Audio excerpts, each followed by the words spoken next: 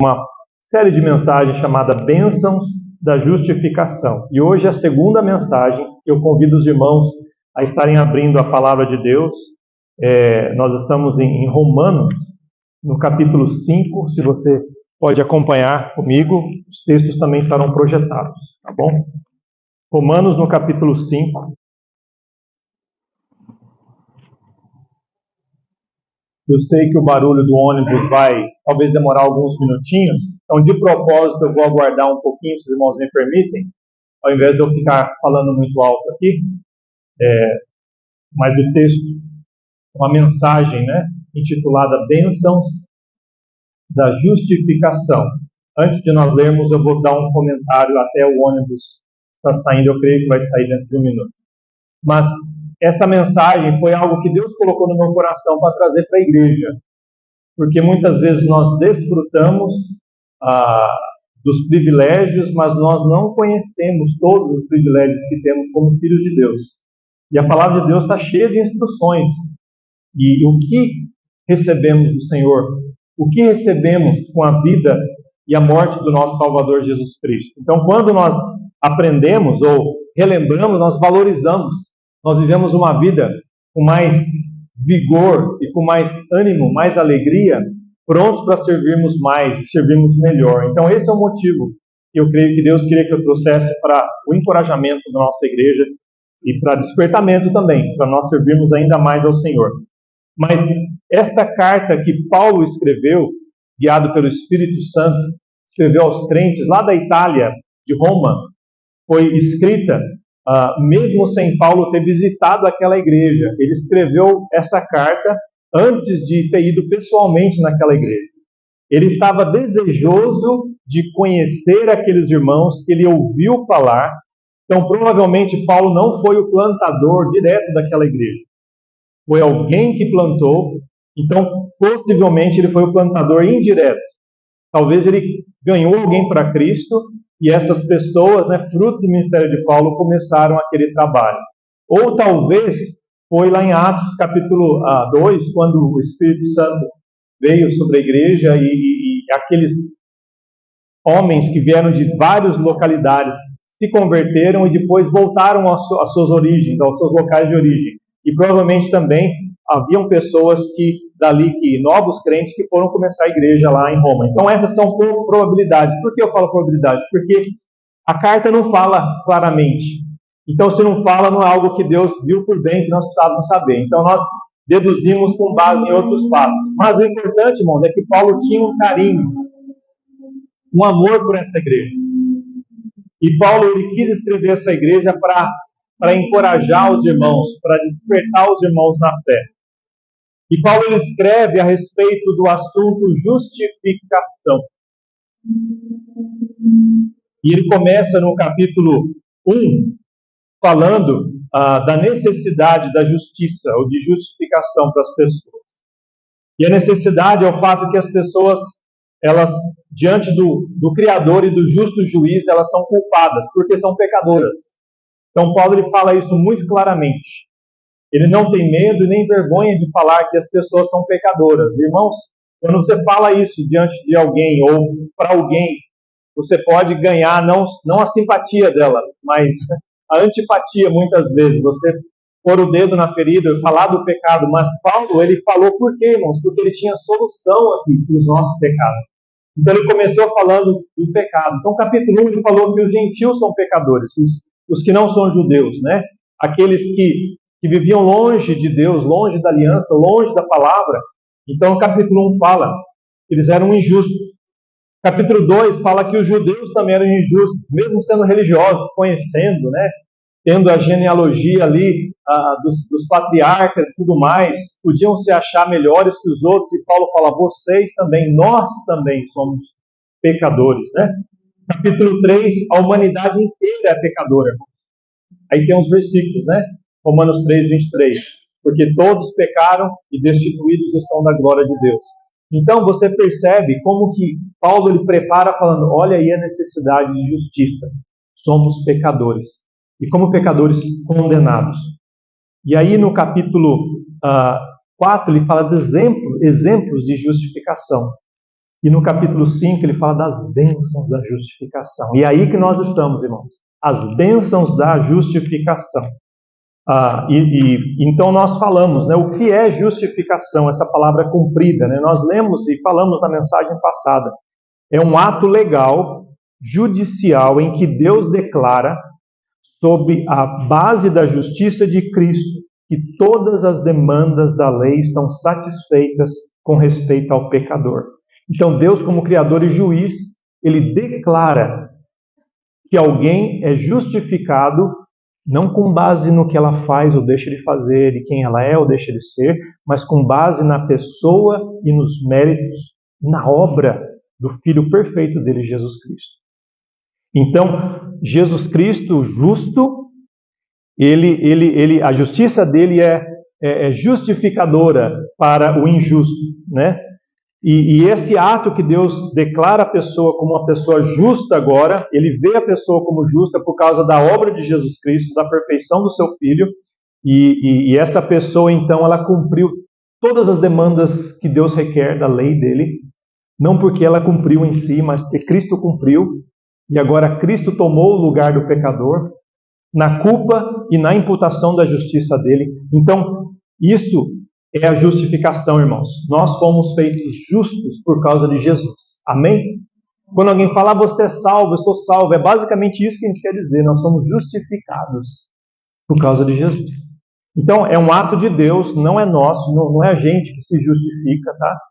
Por mais que você se esforce, você nunca vai conseguir chegar lá. Deus sabe disso e por isso Ele resolveu o problema para nós. Ele mandou o Filho dele para resolver para nós. É um ato que acontece uma vez. Você não precisa se justificar ou ser justificado 2, 3, 4. É uma vez. Pronto. E é completo, irmãos. Alguém que é justificado, Deus faz a obra por inteiro. Ah, pastor, mas a vida cristã continua? Sim, aí é santificação, não é justificação. Tá? A pessoa é salva, é justificada uma vez. Aí ela tem a vida inteira para crescer, para se santificar, para estar à semelhança de Jesus. E ela é instantânea, irmãos, não é gradual, tá? Ela é uma vez e é na hora. A pessoa, ela se torna filha de Deus. Olha que bênção, irmãos, essa verdade magnífica. E quantas pessoas não sabem, né? Porque às vezes ela não abre a palavra, ou não estuda a palavra de Deus. Por isso a importância da nossa leitura, né? Do estudo da palavra viva do nosso Deus, que vai nos fortalecer. Então, a necessidade da justificação é por causa do nosso pecado e da condenação. Aí, o texto que nós já falamos na semana passada foi o versículo 1 e o 2, Romanos 5, 1 e 2. Nós falamos do versículo 1, né? Que nós somos justificados e que a base dessa justificação é Jesus. Não sou eu, não é minhas obras, não são as minhas obras, tá? É Jesus Cristo. E nós falamos que o meio para a justificação, o instrumento é a nossa fé. Então, Deus já preparou tudo para sermos justificados e agora só pela nossa fé a gente recebe a justiça de Jesus Cristo. A gente não tem que fazer boas obras, a gente tem que receber a obra que Jesus já fez. Pela fé, como eu já falei de manhã, é a mão do mendigo estendida àquele que tem um presente pronto para te oferecer. A nossa fé recebe aquilo que já está pronto. Então, pela fé. Então, olha o que o texto diz, irmãos.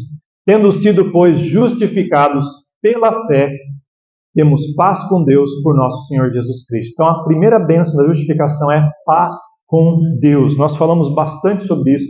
E que maravilha, irmãos. Eu espero que os irmãos tenham sido encorajados pela palavra de Deus na semana passada. Hoje vamos falar da segunda bênção, que além de paz com Deus, a justificação nos dá. E eu peço que os irmãos leiam comigo aqui o versículo 2, Romanos 5, verso 2. Vamos ler em voz alta? Pelo qual também temos entrada pela fé a esta graça, na qual estamos firmes e nos gloriamos na esperança da glória de Deus.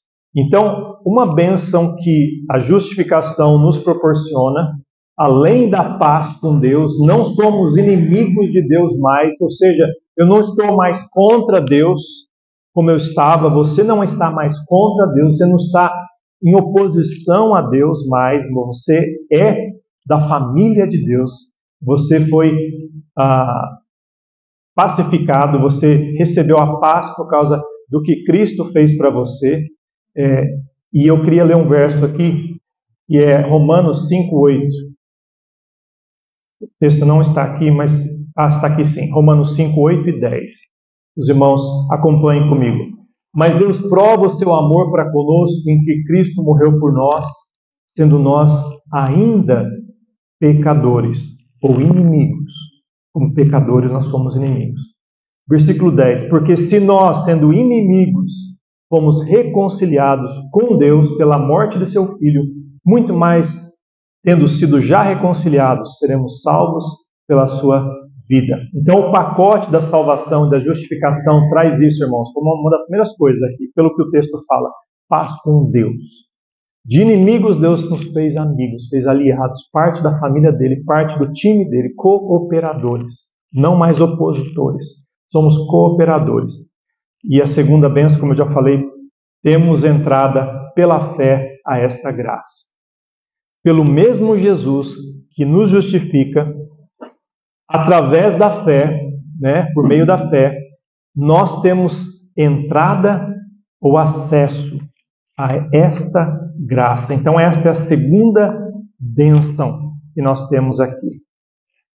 O acesso, irmãos, ou acessibilidade, é uma palavra muito falada hoje em dia, né? Você ouve muito, virou moda hoje em dia, né? Acessibilidade. E minha família particularmente tem ouvido muito, talvez muito mais, né? Por causa do nosso contexto, nossa realidade, a escola do nosso filho. Mas nós vemos a importância da acessibilidade, porque anos e anos atrás, as pessoas que precisavam de acessibilidade não eram consideradas. E hoje em dia, porque está aumentando a população de pessoas que necessitam de acessibilidade, então agora a gente tem que prestar atenção. Agora não é mais o vizinho, agora é o meu filho, agora sou eu, é o meu pai, minha mãe que precisa de acesso. Então essa palavra é muito bonita. Mas sabe onde começou a acessibilidade? Começou com Deus. Porque Deus olhou para pecadores perdidos, condenados, carentes de ajuda, que não podia fazer por eles mesmos, e Deus alcançou essas pessoas. E Deus usou o seu Filho para mediar esse acesso contínuo. E eu quero me deleitar um pouquinho nas verdades das Escrituras a respeito dessa verdade, irmãos. Nós temos entrada, ou seja, além da paz com Deus, que agora não sou inimigo, eu sou perdoado, você é perdoado, nós temos acesso a esta graça, que agora não é mais uma barreira que eu tenho com Deus, eu tenho permissão. Na verdade, eu tenho uma porta escancarada para comunhão em qualquer momento, em qualquer lugar, com aquele que me ama e que começou a abrir o acesso. Amém, irmãos? Então, esta é uma outra bênção da salvação. Eu gosto de ver o exemplo do sacerdote na Bíblia. Se os irmãos abrirem lá em Hebreus, a gente vai ler depois algumas passagens lá. Ainda não agora, né? Mas a gente vai ler depois. Mas o sacerdote na Bíblia era alguém designado por Deus, alguém que Deus desenhou para ser um mediador. Porque o pecador, para chegar diante de Deus com uma adoração, com uma oferta, um sacrifício, ele não podia sozinho fazer. Ele precisava de um sacerdote, alguém separado, preparado para representar o homem diante de Deus. E o judeu ele levava então o sacrifício lá para o tabernáculo, depois para o templo. O sacerdote trazia para dentro do templo e lá dentro do santo, levava ao Santo dos Santos com todo aquele ritual. Então ele era alguém que era um mediador entre o homem e entre Deus, entre o homem e Deus. E a Bíblia nos ensina que Jesus Cristo, ele se tornou o nosso sacerdote, o nosso sumo, o superior, sacerdote superior para nós, porque ele tomou esse lugar de sacerdote. Na verdade, irmãos, o sacerdote foi criado para ilustrar Jesus Cristo. Eu posso dizer assim, com toda ousadia eu posso falar isso. Deus usou tudo aquilo para ilustrar, são sombras daquilo que Jesus é para nós. É para ensinar uma geração, para ensinar um povo, para ensinar a humanidade a necessidade de um mediador e para falar, olha, tudo isso aqui é um ensaio, é uma preparação para o sumo sacerdote Jesus. Quando Jesus Cristo morreu, meus irmãos, diz a palavra de Deus que várias coisas aconteceram, além de ressurreições e coisas tudo mais, mas diz a palavra de Deus, como nós lemos aqui em Mateus 27, 51, que eis que o véu do templo se rasgou em dois. Havia um véu que separava o santo do santo dos santos. Era um véu muito grosso, muito espesso. E se rasgou de alto a baixo, ou seja, se fosse de baixo para cima, tinha que ser um ser humano para fazer, né? Mas foi de cima para baixo. A iniciativa foi de Deus. E quando o filho dele morreu, a barreira que havia ali já foi simbolizado no próprio tabernáculo, no próprio templo, na verdade, né? No templo de Herodes, na ocasião. E aí a terra tremeu e fenderam-se as pedras. Irmãos, a natureza gritou, a criação gritou, o véu se rasgou. Ou seja, irmãos, a barreira que havia acabou. Acabou. Agora o acesso está livre, a acessibilidade perfeita aqui. Aí que tudo começou. Por isso que quando se fala de acessibilidade, as pessoas pensam, é esse acesso aqui, irmãos, que é o protótipo, né? que é o modelo. E aí Jesus Cristo, então, quando ele se tornou o sacrifício por nós, ele foi chamado de sumo sacerdote. Agora eu peço que os irmãos abram lá, ou leiam aqui. Hebreus 3:1. Os irmãos podem ler comigo em voz alta? Por isso, irmãos santos, participantes da vocação celestial, considerai a Cristo Jesus, apóstolo e sumo sacerdote da nossa confissão. Aí no capítulo 7, versículo 24 e 26, também diz, acompanhe a leitura comigo. Mas este, porque permanece eternamente, tem um sacerdócio perpétuo. Portanto, pode também salvar perfeitamente os que por ele se chegam a Deus, vivendo sempre para interceder por eles. Porque nos convinha tal sumo sacerdote, santo, inocente, imaculado, separado dos pecadores e feito mais sublime do que os céus. Então Jesus, ele substituiu todos os sacerdotes que vinham e iam, porque eles morriam. E até os sacerdotes tinham que se preparar, eles tinham que fazer sacrifício para eles mesmos, para estarem prontos, dignos de representar o povo. Olha para você ver que todo esse processo, toda essa liturgia para uma coisa, para falar, olha, esses sacerdotes aqui são bons, mas não são perfeitos. Agora, esse sacerdote aqui, Jesus, é o perfeito. E é isso que diz, porque permanece eternamente. Jesus não morre. Tá? O sacerdócio dele é perpétuo, ele nos media para toda a eternidade. E ele pode salvar perfeitamente. Então, irmãos, não é parcial, não é temporal, não depende de onde ele fez. E quando ele morreu, ele disse, está consumado. E o véu se rasgou de cima para baixo. E ele é para nós o sumo sacerdote. E ele intercede por aqueles que são salvos, por aqueles a quem ele salvou. Porque nos convinha que tal sumo sacerdote, santo, inocente, imaculado, separado dos pecadores e feito mais sublime do que os céus. Então, todo esse capítulo aí vai enfatizar a obra perfeita do sumo sacerdote, Jesus. O que você faz sabendo de uma verdade dessa? No mínimo, um alívio eterno. Saber que o acesso que Deus te deu é um acesso eterno, tá? Não é temporário. Efésios 2, 13 e 18. Leiamos também. Mas agora em Cristo Jesus, vós que antes estáveis longe, já pelo sangue de Cristo chegastes perto. Versículo 18. Porque por ele ambos temos acesso ao Pai em um mesmo Espírito. Irmãos, a separação que havia entre homem e Deus foi resolvida. E até entre homens e homens, porque aqui está falando dos judeus e gentios. Você lê esse capítulo, tá? Então havia uma inimizade, os judeus se achando melhores que os gentios não queriam se misturar. Agora falam, vocês são um agora.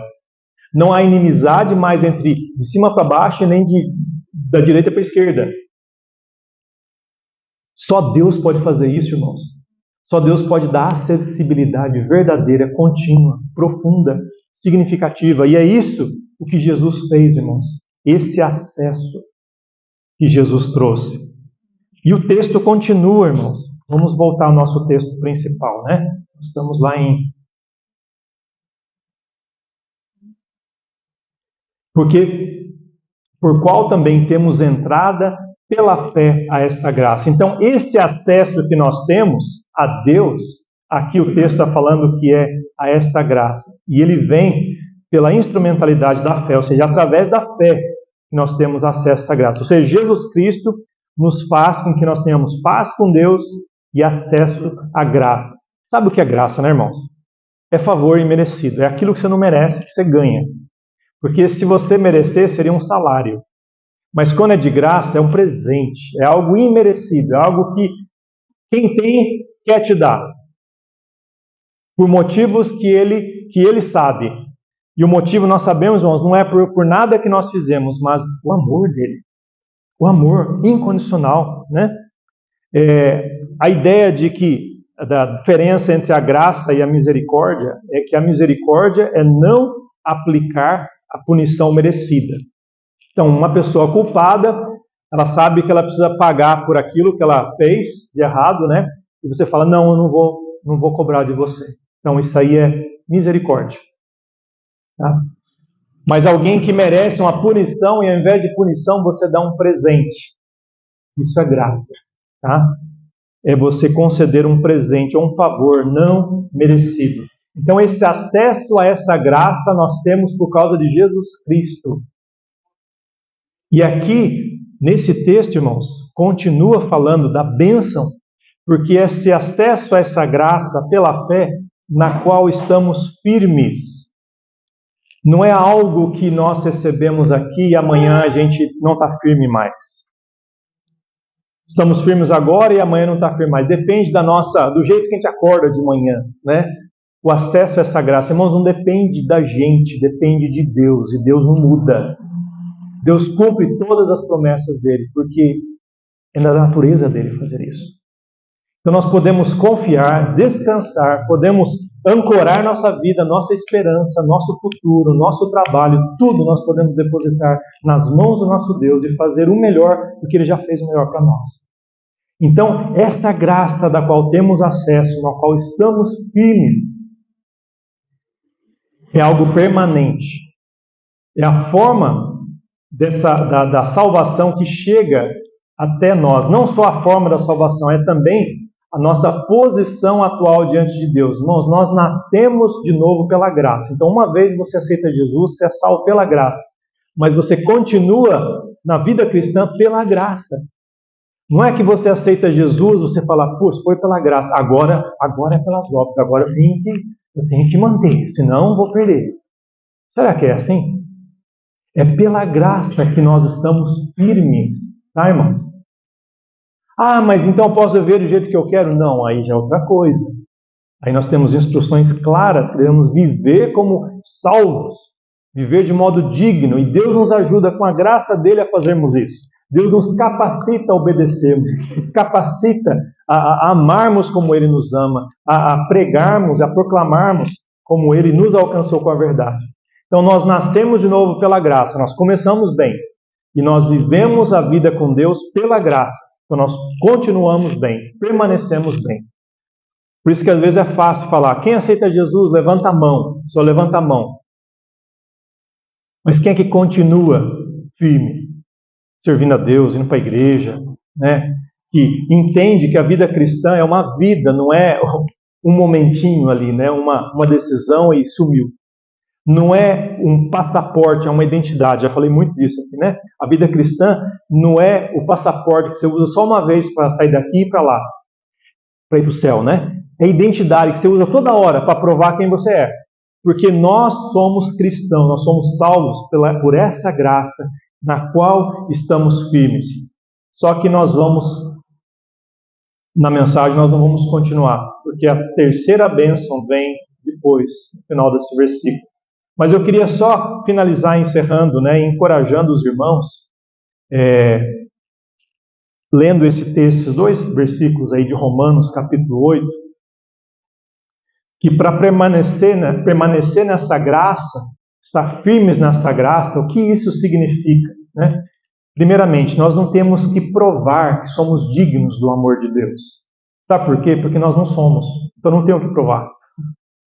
Nós temos que entender que mesmo indignos, Deus tomou o passo e rasgou de cima para baixo e nos deu, além da paz com Ele, com perdão, a imputação da justiça de Cristo, que já falamos semana passada, Ele nos deu livre acesso, corredor aberto, largo, sem obstáculo. Falou, está aqui. Nós temos acesso ao trono do nosso Deus por causa da graça dele. O que Jesus Cristo exemplificou como sumo sacerdote, nós podemos a qualquer momento, irmãos, falar com Deus. De madrugada, você pode chorar, clamar, louvar a Deus. Não tem que vir só na igreja. Mas por que nós fazemos aqui? Porque a igreja foi desenhada por Cristo. Nós somos o corpo de Cristo também, irmãos. E esse corpo local. Então nós devemos ter um compromisso com uma igreja local e sermos firmes e fiéis, servirmos a Deus, amarmos, chorarmos juntos, visitarmos. Temos que ter esse compromisso aqui. Porque nós somos locais, né? Mas lembrarmos, irmãos, que nós devemos viver a vida cristã não só aqui. Aqui a gente vem para se abastecer, para se encorajar ao amor e às boas obras, como Hebreus mesmo fala, né? Nos estimulando aos amor e às boas obras. Mas saindo daqui é o nosso campo missionário. A gente vai falar do amor de Deus para os perdidos e falar para aqueles que não conhecem a paz de Deus, para serem também salvos, justificados, para aqueles que não conhecem a graça de Deus, para conhecer e serem salvos através da salvação em Cristo. Então, Romanos 8, 38 e 39 diz assim: porque eu estou certo de que nem a morte, nem a vida, nem os anjos, nem os principados, nem as potestades, nem o presente, nem o porvir, nem a altura, nem a profundidade, nem alguma outra criatura nos poderá separar do amor de Deus que está em Cristo Jesus, nosso Senhor. Alguém tem dúvida de que é amado por Deus? Aqui fala que nada e ninguém, e dentro desse ninguém pode colocar você também. Nem você pode fazer nada que vai fazer Deus te amar menos do que Ele te ama. E com base nesse amor, Deus fez tudo isso que nós estamos aprendendo aqui. E eu creio, irmãos, olhando aqui por cima, que todos aqui já um dia entenderam que são pecadores, já se arrependeram, já pediram para Jesus, para você ter acesso a essa graça, já receberam pela fé a salvação em Cristo, já pediram para Ele reinar em sua vida. Agora eu pergunto para você, o que você tem feito para espalhar essa magnífica mensagem para aqueles que não conhecem ainda? Nós somos reconciliados e agora somos ministros da reconciliação. O que você está fazendo como ministros da reconciliação? As pessoas lá fora que não sabem que podem ser perdoadas e receber acesso livre da graça de Deus, elas precisam saber, através do Evangelho. Nós podemos fazer isso na IBF, sexta-feira, mas também no trabalho, na escola, na vizinhança, aquele vizinho que às vezes você tem dificuldade, né? Ora por ele. Quando você tiver dificuldade com alguém, seja lá por qualquer motivo que for, ora. Porque Deus, de inimizades, pode fazer amizades permanentes e verdadeiras, porque Cristo quebrou toda a barreira, irmãos. Nós somos diferentes, amém? Que bom que somos diferentes. Mas nós somos mais parecidos por causa do que Jesus fez por nós. E é para a glória dele que nós vivemos em unidade para servi-lo. Amém? Eu queria te encorajar com essa palavra e que você seja mais agradecido e despertado a servi-lo mais. Vamos fechar os nossos olhos. Senhor, obrigado porque o Senhor fez tanto por nós. Ajuda a sempre olharmos com gratidão as bênçãos, não ficarmos frios, indiferentes, ingratos, mas queima o nosso coração, ó Pai, com agradecimento, com compaixão daqueles que ainda não conhecem essa verdade, para que eles também possam conhecer, sair das trevas e receber do sumo sacerdote Jesus Cristo, que Ele já completou, o acesso permanente e eterno e a paz com Deus. Senhor, abençoe os irmãos que aqui estão. Ajuda-nos, Senhor Deus, nos convença, nos chacoalhe, nos desperta, a termos compaixão dos perdidos. Não importa quantos anos de vida cristã nós temos, Senhor Deus, nos chacoalhe, ajude a termos não sermos acomodados, mas nos incomode. Enquanto tem pessoas ao nosso redor que não sabem essa verdade, que a gente levante a voz e fale. Senhor, abençoe as nossas decisões para a Tua glória, em nome de Jesus, amém. Talvez você está aqui com olhos fechados ainda. Deus tocou no seu coração, te despertou, te desafiou em algo que você deve mudar, com base na pregação de hoje à noite. Levanta a mão, pastor, ore por mim. Tem algo que Deus tocou no meu coração. Amém. Amém. Eu devo fazer algo, ou eu devo deixar de fazer algo. Deus falou comigo pela palavra dele. Eu devo sair e falar da mensagem para as pessoas ao meu redor. Talvez você está aqui hoje à noite e você quer ser um instrumento na IBF, que vai ser sexta-feira. Você quer ajudar, mas você precisa do poder de Deus, da capacitação. Você quer oração por isso. Pastor, ore por mim. Amém. Amém. Amém. Nós temos o desejo, mas Deus é que capacite, irmãos. Vamos orar uns pelos outros por isso. Amém. Talvez você está aqui hoje à noite. Você já aceitou Jesus como Salvador. Você já tem paz com Deus. Mas talvez tenha algo na sua vida que precisa ser acertado para que você esteja em paz, com a paz de Deus. Aquela paz que você sabe de consciência limpa diante de Deus, que não tem nada para acertar. Mas se tem algo ali para você, como filho, andar bem, você precisa pedir perdão para Deus, que Deus toque e te ajude nessa área também. Eu não vou pedir para levantar a mão aqui, mas eu vou orar por você. Senhor, abençoe aqueles que estão sendo, às vezes, convencidos de que algo precisa ser acertado, para que venham ser ministros da reconciliação. Se tem algum pecado ou pecados que devem ser confessados. E atitudes mudadas, para sermos servos eficazes, ministros da reconciliação que te honrem. Oramos assim, agradecidos, e pedindo no nome de Jesus.